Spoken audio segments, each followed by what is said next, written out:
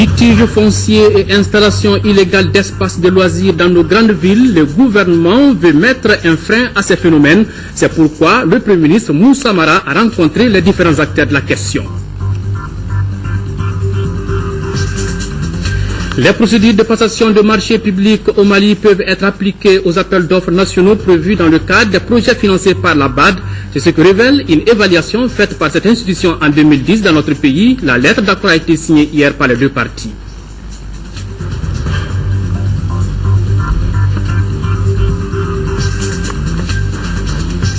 Au 20e jour du mois de Ramadan, la rédaction vous propose ce soir un dossier sur une pratique ancestrale qui consiste à offrir des repas à ses proches et surtout à sa belle famille.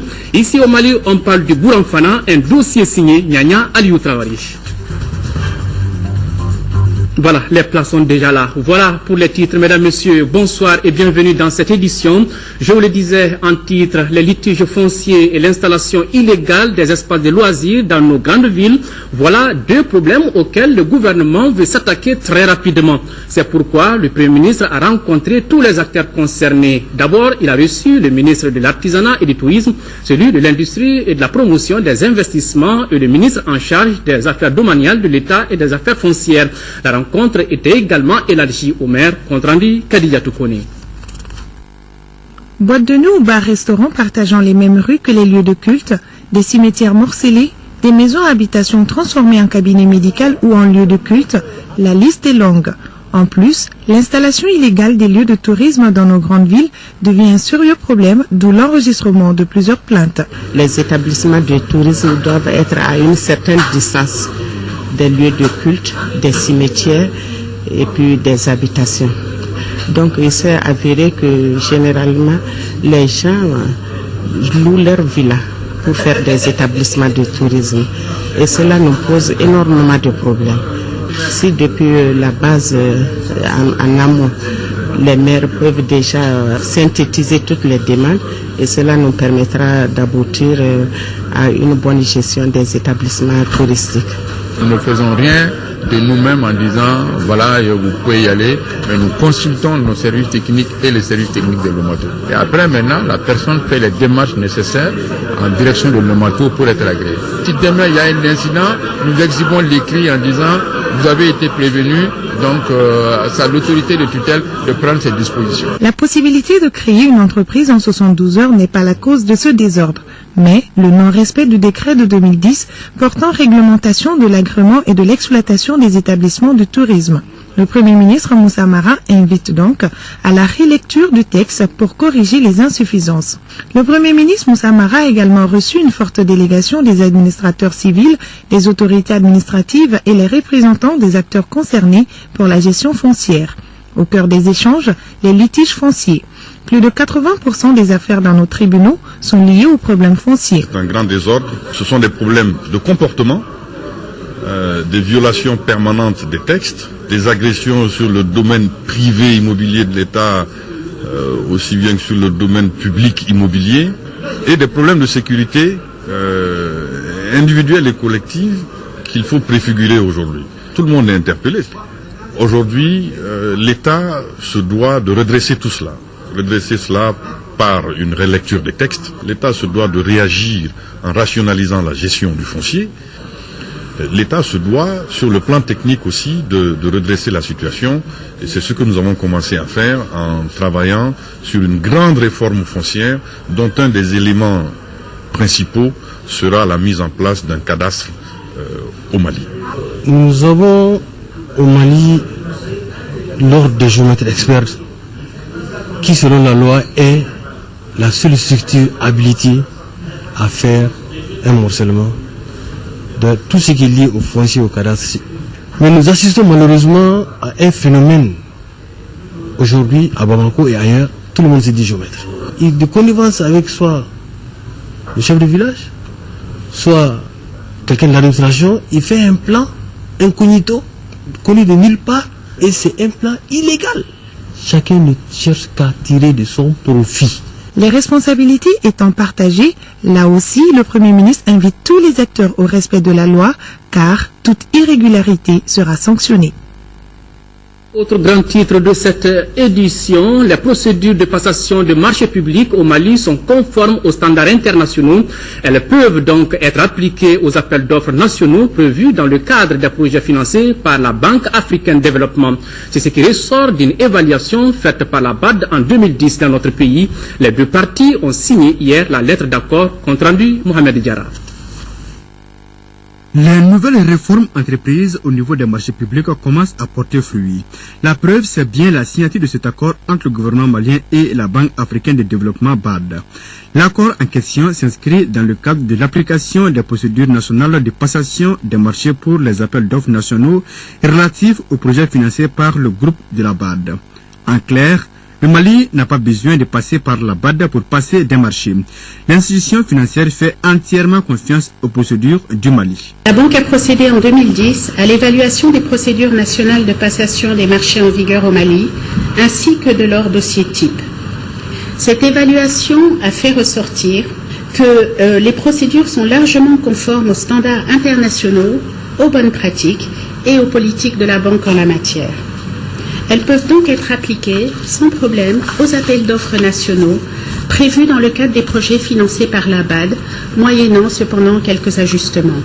Les autorités maliennes s'engagent à ne pas trahir la confiance placée en elles par la BAD. Par cette lettre d'accord, nous marquons encore une fois notre engagement à faire en sorte que nos procédures soient toujours à la hauteur des normes et des standards internationaux. Et c'est en cela que c'est important qu'on s'engage dans ce partenariat aujourd'hui avec vous.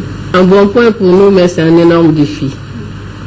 Parce que ça veut dire que, en lieu et place des procédures de la BAD, on va être autorisé à utiliser nos propres procédures pour passer un certain nombre d'achats de biens et services pour le compte de l'État et sur des ressources publiques. Cette transition vise l'uniformisation des procédures de passation des marchés publics. Les avantages de la signature de cet accord sont nombreux. Cette signature va nous aider à accélérer les procédures de passation de marché, à réduire les délais que nous observons et dont chacun d'entre nous se plaint, et qui, au bout du compte, induit une faible capacité d'absorption qui, quelque part, est dommageable parce que si on voit la masse des besoins qui est là, et qu'on se dit que les ressources mises à notre disposition ne sont pas mobilisées à hauteur de souhait pour des questions de retard dans le traitement des dossiers ou bien de faible qualité des dossiers qui fait qu'il y a beaucoup de va-et-vient entre les structures qui interviennent dans le traitement de ces dossiers. Je pense que c'est dommage que cela soit et nous nous emploierons à faire en sorte que cela relève du passé de plus en plus. C'est dire donc que le Mali est sur la bonne voie dans l'assainissement des finances publiques. Le ministre du Travail et de la Fonction publique chargé des relations avec les institutions s'est rendu au siège du Conseil national de la société civile, ensuite au siège du Conseil national de la jeunesse. Au cours de ces rencontres, l'écoute, l'entente et la bonne collaboration ont été les mots-clés. Mahamadou Doumbia. Le Conseil national de la société civile se dit prêt à la collaboration avec des propositions bien élaborées qui rétablissent à la fois un esprit de bonne entente et de complémentarité. Le ministre nous a mis à l'aise. On n'avait aucun cadre de concertation avec le gouvernement. Il est venu pour démarrer vraiment des rapports sains, humains, entre les institutions de la société civile et le gouvernement du Mali, vu les préoccupations de l'heure que le pays traverse. Le Conseil national de la jeunesse du Mali, considéré comme fer de lance de notre société, partenaire donc à part entière, a été très réceptif à cette visite du ministre, qualifié de considération à laquelle il ne s'attendait pas. Nous avons aussi échangé sur la préoccupation de notre jeunesse, sur des questions, des concours directs au niveau de la fonction publique dans des filières comme l'anthropologie et la sociologie. Et nous avons compris à travers les explications du ministre que les demandes sont formulées à partir des départements. Au-delà de ce que nous pensions, le ministre nous considère comme une institution et de l'avant, nous allons avec sa proposition créer un cadre de concertation temporaire entre notre institution et son département. Ils sont au cœur du programme du président de la République. Et nous devons leur dire, de les encourager à mieux s'organiser et à ne pas se tromper d'objectifs. Donc nous allons travailler de façon que notre jeunesse soit une jeunesse plus consciente, plus responsables, plus impliqués dans les affaires de notre pays. Au dire du ministre, ces rencontres avec les différentes institutions ou partenaires privilégiés répondent en fait au souci du président de la République, à savoir comprendre les responsables pour améliorer ce qui doit l'être. Le ministre de l'Intérieur et de la Sécurité convie les responsables des partis politiques à une séance de travail qui se tiendra le mercredi 23 juillet 2014 à partir de 9h précises dans la salle de conférence du gouvernorat du district de Bamako. Hors du jour, échange sur le projet de loi portant statut de l'opposition. Les partis et politiques sont invités par la même occasion à retirer le dit projet de loi au secrétariat général du département à partir de lundi 21 juillet 2014. Le ministre de l'Intérieur et de la Sécurité s'est compté sur la participation effective des présidents de tous les partis et politiques. La 8e édition d'Oxygène a pris fin ce matin à Kita. La rencontre de 4 jours a regroupé une centaine d'enfants venus de l'ensemble du pays. La cérémonie de clôture était présidée par Keïta Aminata Maïga, épouse du président de la République, marraine de l'événement. Au cours de cet atelier, les différents acteurs engagés dans le domaine de l'enfance ont renforcé leur partenariat en vue de promouvoir les droits des tout-petits. Envoyés spéciaux, Rachel Tessougé, Aruna Diara. Le Mali, dont la moitié de la population est jeune, affiche clairement les droits de l'enfant comme une priorité politique, priorité concrétisée par de nombreuses actions, dont celle du ministère de la Femme, de l'Enfant et de la Famille, en partenariat avec l'UNICEF et plusieurs autres partenaires stratégiques, engagés dans le bien-être de la jeunesse. Oxygène, qui est à sa 8e édition, est la parfaite illustration de la réussite de ce partenariat. Pendant une semaine, les jeunes venus de toutes les régions du Mali, de Kaï à Kidal et du district de Bamako ont échangé sur l'amélioration de leur participation à la construction citoyenne et la culture de la paix, à travers des dialogues intergénérationnels, des émissions radiophoniques et des reportages. La clôture de cette semaine dédiée à la cohésion sociale et à la paix est présidée par l'épouse du président de la République, Keïta Aminata Maïga, a été l'occasion pour présenter les recommandations issues des travaux par les jeunes eux-mêmes. Nous, enfants journalistes, recommandons, dans le cadre de la construction citoyenne et de la culture de la paix, faire du mouvement pionnier un moyen de promotion de la culture de la citoyenneté auprès des enfants et jeunes. Encourager la communication entre parents et enfants dans le cadre de la construction citoyenne. Susciter l'intérêt et la curiosité chez les enfants et les jeunes pour la culture de la paix. La représentante adjointe de l'UNICEF de son côté a salué l'engagement des jeunes pour la consolidation de la paix au Mali. Nul doute que les résultats de vos travaux contribueront à améliorer la prise de conscience pour ériger les miradors de la paix dans les cœurs et les esprits, gage d'un meilleur développement. La marraine de l'événement, Keïta Aminata Maïga, n'a pas manqué de manifester sa fierté quant au travail abattu par les jeunes sur le thème de la paix. Chers enfants, la paix est une chose merveilleuse. La paix est le levier de tout développement. Mais la paix n'est pas un acquis. Elle est un état de fait, un comportement qui se cultive et s'entretient. Voilà pourquoi le thème de la 8e session, Construction citoyenne et culture de la paix, démontre à suffisance notre détermination commune pour la préservation de la paix comme un élément essentiel de la citoyenneté. Nous devons œuvrer à cultiver la paix pour créer un monde juste qui préserve tous les hommes, les enfants et les femmes en priorité, des séquelles néfastes des guerres et des conflits armés. La jeunesse est le socle de l'avenir d'une nation. En érigeant des barrières contre la guerre et les autres fléaux perturbateurs de paix dans l'esprit des enfants et de la jeunesse, nous espérons bâtir ce monde digne de nos rêves qui leur fera comprendre et jouir de tous leurs droits et devoirs. L'avenir est à ce prix. Inoculer à forte dose la culture de la paix dans l'esprit des générations futures. Et Keïta Aminata Maïga de rappeler la symbolique du choix de Kita pour abriter la 8e édition d'Oxygène et renouveler sa confiance quant à l'avenir des enfants de notre pays. Après Mopti, vous êtes aujourd'hui dans le berceau du Purukanfuga. C'est ici que les vainqueurs et les vaincus, pour enterrer définitivement la guerre et asseoir la paix durable, ont signé le plus glorieux pacte de maintien de la paix, de prévention et de gestion des conflits. Le Kouroukanfouka, ou charte du Mandé, a édicté les règles, les principes, les valeurs et les mécanismes du vivre ensemble dans la paix. Les hommes et les nations doivent s'en inspirer. Très chers enfants, je crois en votre engagement, en votre réussite. Vous releverez le défi, j'en suis sûr. Je vous souhaite bon retour dans vos familles respectives. Vivement la 9e édition de Oxygène. Des attestations ont été remises aux participants et la marraine a reçu des mains de l'écrivain et éditeur Samba Niaré des livres à remettre aux enfants pour cultiver l'amour de la lecture en famille.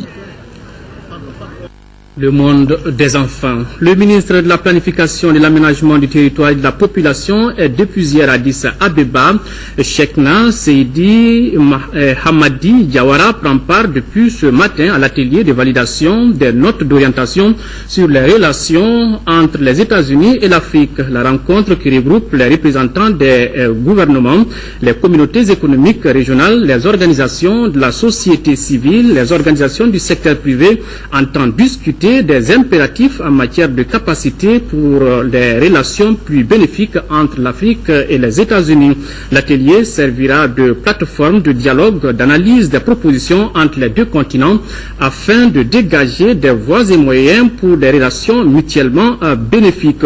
À noter qu'au cours de l'atelier, le docteur Boubacar Makalou du CERCAP fera une communication sur les questions de stratégie et le ministre Diawara dirigera un panel sur les perspectives des relations États-Unis-Afrique. L'atelier qui s'achève ce samedi est organisé par la Fondation pour le renforcement des capacités en Afrique, ACBF, et c'est une nouvelle de notre correspondant permanent Al-Hassan Diombele depuis Addis Abeba. Les défis du moment, proposition de sortie de crise, c'est le thème de la conférence de débat organisée hier à Doumbila, cercle de Kati, par le groupement des partis politiques pour la démocratie et la paix. Et donc, il s'agissait d'échanger avec les populations sur la crise et de recueillir leurs attentes. Compte rendu, Nouhoum Sissoko. Le groupement des partis politiques pour la démocratie et la paix, Mali-Djigui GPP-MJ, est constitué par le BARA, le PSDA, l'APDM Équité, le RJS et le MONAD.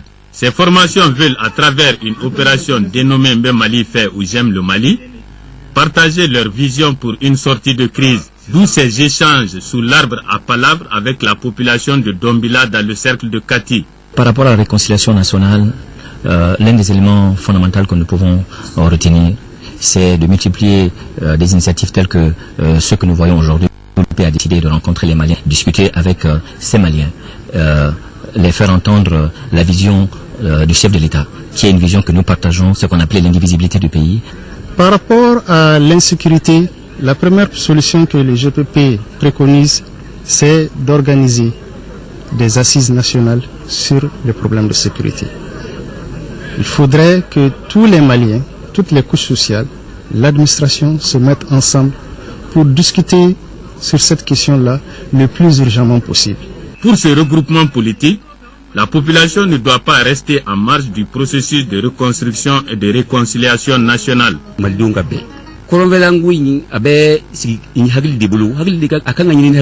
GPP-MJ se réclame de la majorité présidentielle. Il entend, au terme de sa série de rencontres avec les populations, élaborer un document qu'il doit soumettre aux autorités en guise de contribution pour une sortie de crise. Sortie de crise toujours suite au pourparlers entre le gouvernement et les groupes armés. Nous avons reçu, en tout cas dans cette édition, plusieurs réactions. D'abord, celle du Parti du Renouveau démocratique et du Travail.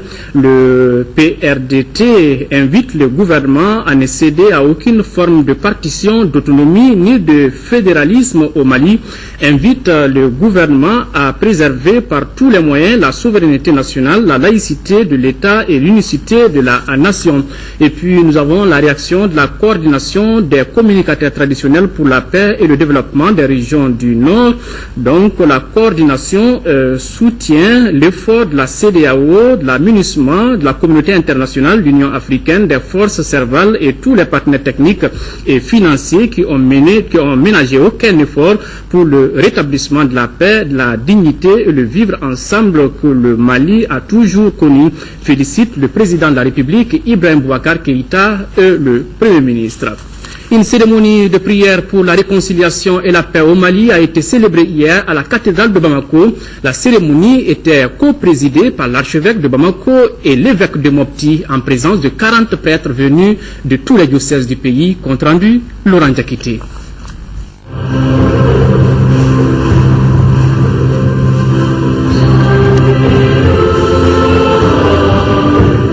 Au cours de cette célébration du sacrifice de l'Eucharistie, les évêques, les prêtres, les amis de Kizito et les fidèles de l'église Famille de Dieu au Mali ont imploré Dieu à travers chants et prières pour la réconciliation et la paix dans notre pays. Nous sommes venus prier pour que règne dans les cœurs et entre les frères et sœurs d'un même pays plus de vérité, plus de justice, pour la réconciliation et la paix. Conscient qu'il n'y a pas de véritable paix sans la vérité, il n'y a pas de véritable paix sans la justice, il n'y a pas de véritable paix sans la réconciliation. Nous sommes venus pour approfondir le sens de la justice, une justice équitable entre membres d'une même famille, entre membres d'un même peuple, membres d'une même communauté paroissiale diocésaine. Aussi, des prières ont été faites à l'endroit des agriculteurs pour une bonne campagne agricole au Mali. On a également prié pour les malades, les pays en guerre et les orphelins de guerre, et cela pour le bonheur du Mali et de l'humanité tout entière.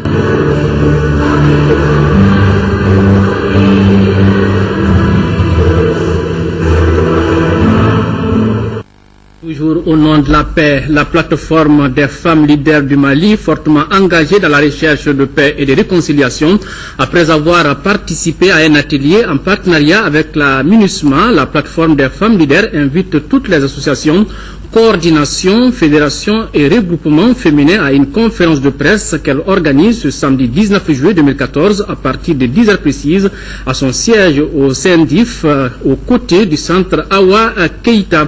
Au cours de cette conférence de presse, la plateforme entend donner la bonne information sur la participation des femmes dans le processus de dialogue national et des pourparlers inclusifs pour une paix durable au Mali. Nous arrivons maintenant au dossier de la rédaction. Le mois de Ramadan est le moment choisi par bon nombre de gens pour faire plaisir à sa famille et à ses proches. Une pratique de chez nous, alors, illustre bien cet état de fait. Il s'agit pour les femmes de préparer un bon repas et pour les hommes, c'est de donner du sucre.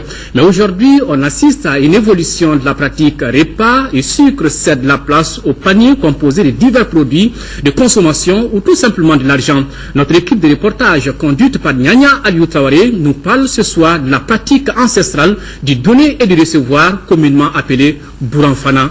Alors, écoutez et suivez ces reportages. Il est 16 heures. Ça bouge, ça tourne et ça retourne dans tous les sens dans la cuisine de Madame So. 3 grosses marmites fument à plein régime, des dents qui des aliments qui mettent l'eau à la bouche.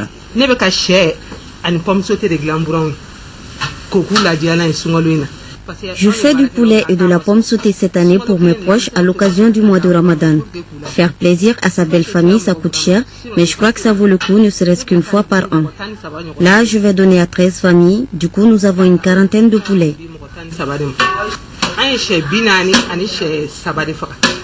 Oui, le mois de Ramadan, c'est le mois du partage, de la solidarité, mais surtout le mois du raffermissement des relations. Préparer à manger pour ses parents et sa belle famille ou donner du sucre font partie des actions essentielles menées par les fidèles musulmans pendant ce mois béni. Historiquement, on peut dire que cette pratique est liée à l'islam. à la religion musulmane. Parce que le fait de situer la chose dans le mois de Carême démontre plus ou moins son origine historique. Maintenant, en tant que pratique, c'est une bonne chose. C'est une bonne chose dans la mesure où c'est l'occasion de raffermir les liens, les rapports, les liens entre les parentés par alliance.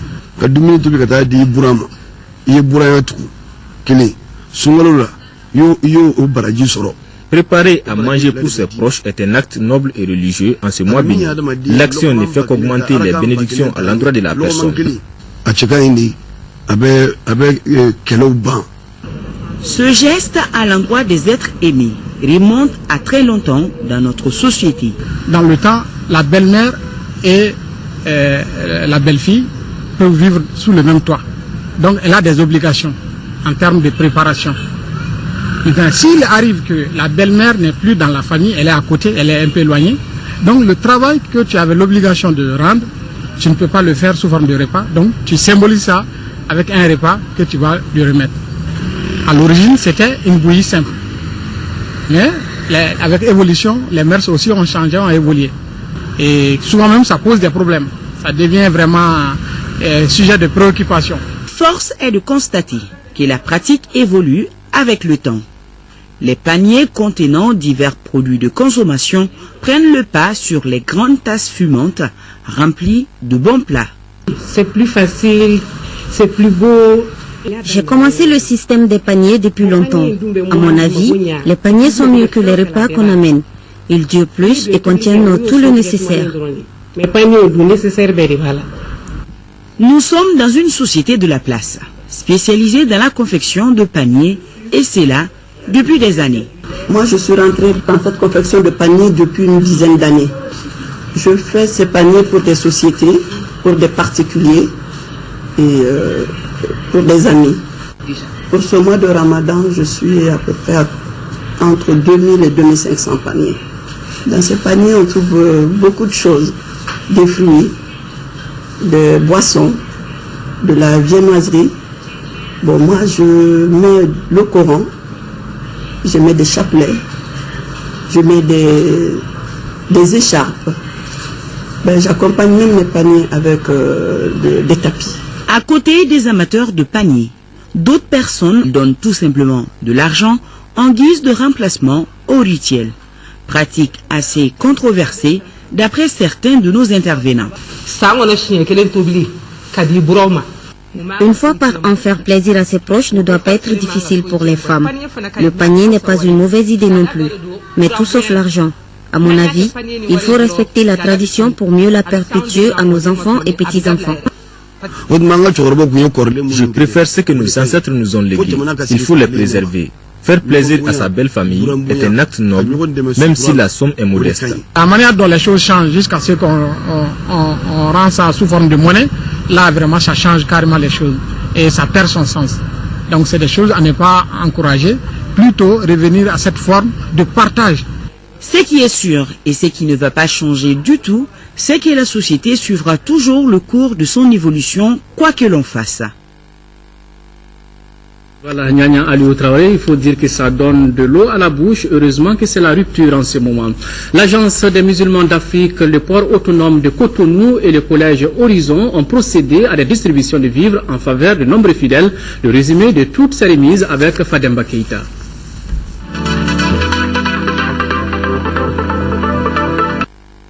Dans le cadre de l'opération Ramadan Solidarité, le groupe Collège Horizon, la fondation turque Kimse Yokmu, qui signifie n'y a-t-il pas quelqu'un, et l'ONG turque Le Temps d'Aide Mali ont procédé à la distribution des produits de première nécessité composés de riz, de sucre, de thé, d'huile, de viande pour près de 8000 bénéficiaires de la capitale.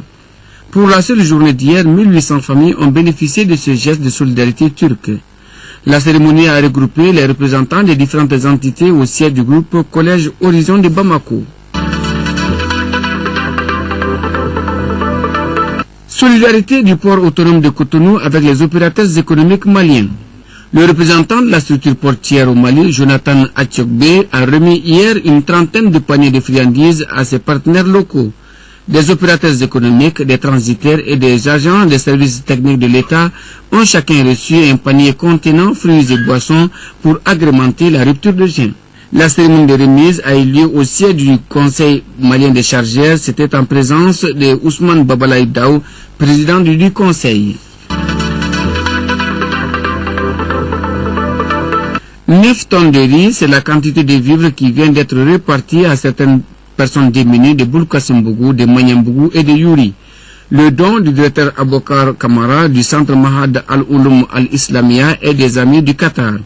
Sur les 9 tonnes, 7 sont destinées à 466 familles démunies de la commune 1. La 8e tonne est réservée à 106 autres de Manyambougou et la dernière aux populations défavorisées de Yuri, village situé à une trentaine de kilomètres de Nioro du Sahel. La cérémonie de remise s'est déroulée dans les locaux du centre Mahad Al-Ouloum Al-Islamia. Elle a réuni, outre les autorités scolaires, le représentant du maire de la commune 1 et du ministère des Affaires religieuses et du culte. Elle s'inscrit dans le cadre de l'appui aux personnes démunies en ce mois béni de Ramadan. L'Agence des musulmans d'Afrique Bureau du Mali vient en aide à 713 familles de Bamako en leur offrant 18 tonnes de dattes. Ces dattes qui viennent du golfe du Koweït sont destinées aux mosquées et aux associations des femmes musulmanes du district de Bamako et des capitales régionales du pays. Ce geste entre dans le cadre de la solidarité et de l'entente entre les musulmans, surtout en ce mois béni de Ramadan. Créée en 1988, l'Agence des musulmans d'Afrique œuvre dans l'humanitaire au Mali à travers plusieurs gestes, à savoir la construction des mosquées, les dons et le parrainage d'orphelins.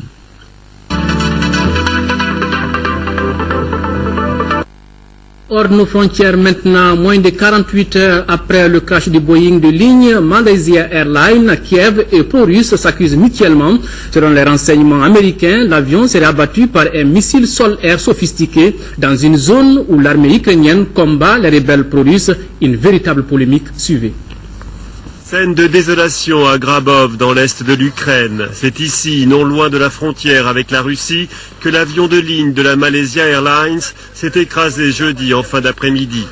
298 personnes se trouvaient à bord de ce Boeing qui assurait la liaison Amsterdam-Kuala Lumpur. Parmi les victimes, 173 Néerlandais et 43 Malaisiens. Selon le renseignement américain, l'avion aurait été abattu par un missile solaire dans une zone où l'armée ukrainienne combat les rebelles pro-russes. Bavure ou acte de guerre, chacun des belligérants se renvoie la responsabilité de cette tragédie. C'est un crime contre l'humanité. Tous les responsables de ce drame devront répondre de leurs actes, c'est-à-dire tous ceux qui soutiennent ces actes terroristes, y compris la Fédération de Russie et le pouvoir russe. Cette tragédie ne serait pas arrivée si le cessez-le-feu avait été respecté. Si les activités militaires n'avaient pas repris dans le sud-est de l'Ukraine, et bien sûr, le pays où s'est déroulé le drame est responsable de cette terrible tragédie. Ce drame a provoqué une vague d'émotion et de colère en Ukraine et aux Pays-Bas bien sûr, mais aussi en Malaisie, déjà affectée par la disparition d'un de ses avions de ligne le 8 mars dernier au large du Vietnam. Sur ce vol MH17 se trouvaient d'imminents spécialistes du sida qui se rendaient à une conférence en Australie.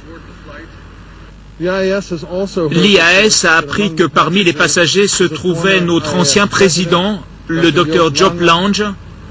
La lutte contre le sida a vraiment perdu un de ses géants. Des dizaines de policiers ukrainiens se sont déployés sur le site pour sécuriser et collecter les premiers indices. Une enquête internationale doit débuter dans les jours à venir pour déterminer l'origine de ce tir de missile qui semble correspondre à un armement sophistiqué. Retour ici à Bamako où les travaux de la concertation nationale sur le suivi de la campagne agricole 2014-2015 se sont achevés. Le cadre de concertation a permis aux participants de faire le point de la campagne agricole, d'analyser les difficultés rencontrées et de faire des propositions de solutions. Compte rendu Abdraman Maïga.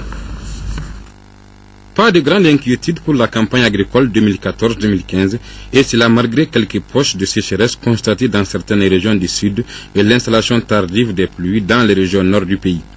Telle est en substance la principale information issue de ce premier cadre de concertation autour de la campagne agricole 2014-2015. Pour arriver à cette conclusion, 2 jours d'échanges et de débats ont été mis à profit par les experts pour faire un tour d'horizon de la situation agricole au Mali.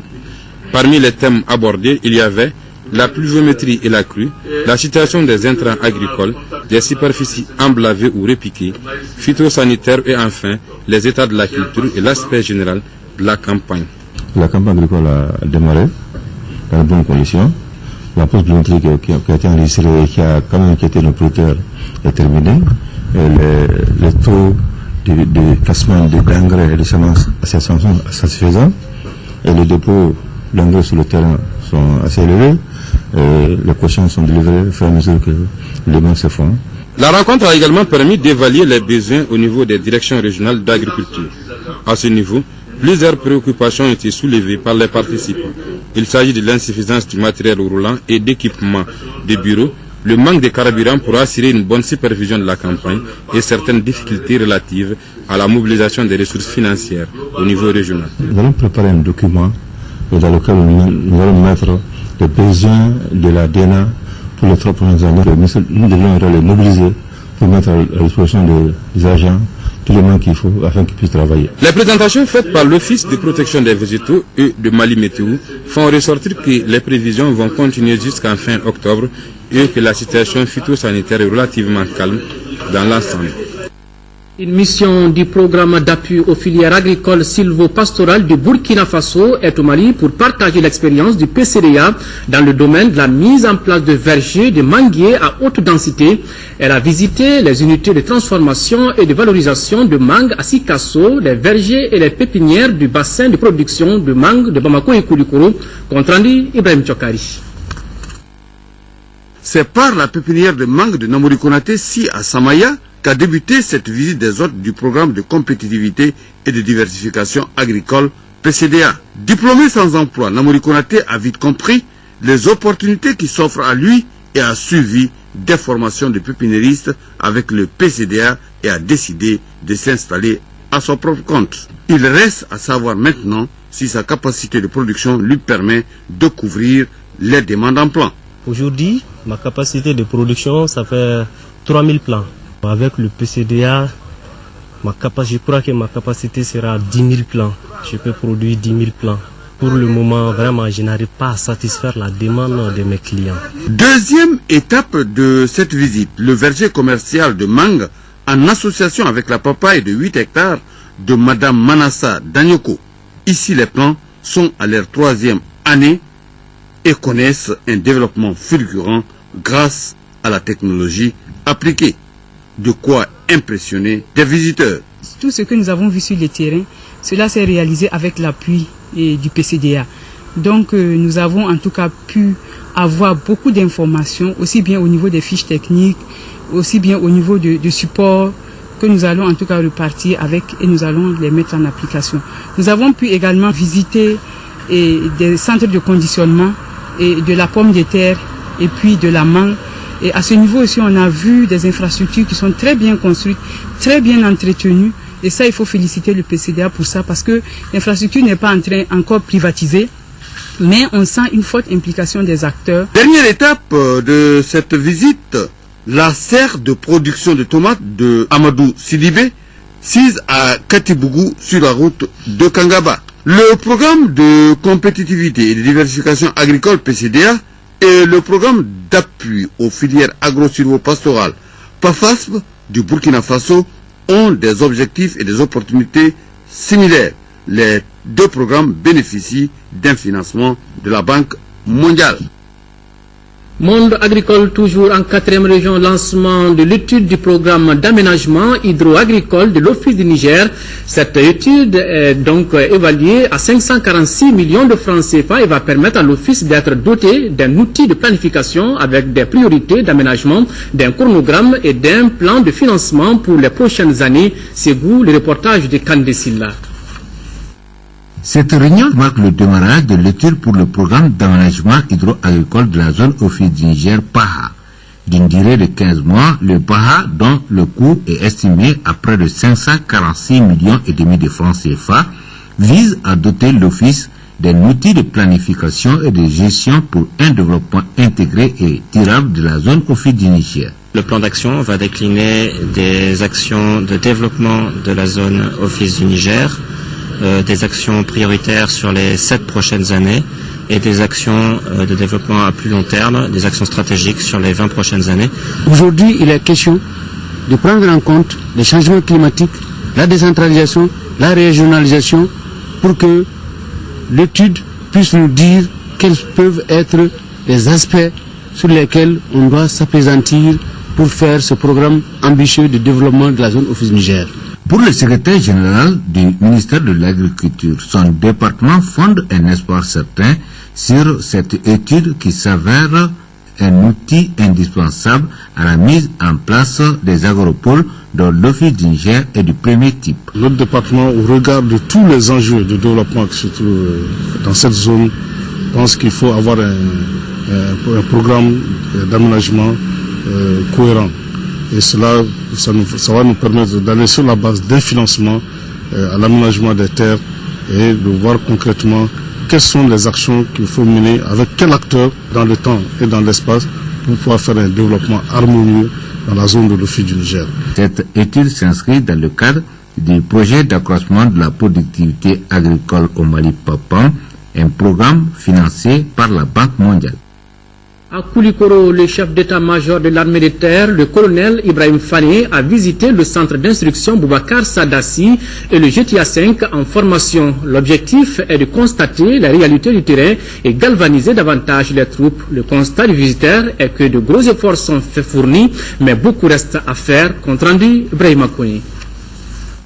Quand le chef d'état-major de l'armée de terre effectue le déplacement sur le terrain d'entraînement du GTA 5, c'est pour se rendre compte du niveau de formation et rehausser le moral de la troupe. De façon générale, les éléments de ces bataillons qui commencent le second mandat de l'EITM semblent apprendre vite. Après 5 semaines de formation sur 10, les chefs de section savent déjà donner l'ordre à leurs troupes pour faire une patrouille. Les groupes renforcés en checkpoint respectent le droit international en matière de guerre. Ils apprennent très vite et je pense qu'à l'issue des 10 semaines, ils seront tout à fait opérationnels. Le facteur le plus important pour assurer le succès de cette mission, c'est la très grande motivation de nos camarades maliens. Et à partir du moment où les instruits, les stagiaires maliens sont aussi motivés pour apprendre, le travail des instructeurs est très facile. Le visiteur estime que beaucoup reste à faire pour que les troupes soient à l'image d'une armée susceptible de concilier le savoir-faire et le savoir-être. Le chef d'état-major de l'armée de terre a par ailleurs souligné quelques bienfaits de la formation. J'ai vu sur le terrain ce matin des choses qui sont très rassurantes. J'ai vu des gens qui ont le désir d'apprendre. J'ai vu des gens qui sont à l'écoute et même avec du caractère. Il est tout à fait normal qu'au jour, à cette phase, qu'on s'énerve de temps en temps. C'est ce que j'appelle du caractère. Le colonel-major a visité le centre d'instruction Boubacar Sadassi de Koulikoro pour constater les conditions de vie et de travail des militaires. Il a exhorté ceux-ci à aller vers ce qu'il appelle une école de cohésion. Sur un tout autre plan, plus de 30 milliards de francs CFA, c'est la dotation allouée aux collectivités par l'État malien. C'est ce qui ressort du rapport de suivi des allocations budgétaires. Un rapport qui a été largement expliqué mercredi dernier à la presse. Le président du groupe de suivi budgétaire donne plus d'informations sur ce document. Tchemogo Souleymane Sangaré est au micro de Mamourou Sidibé.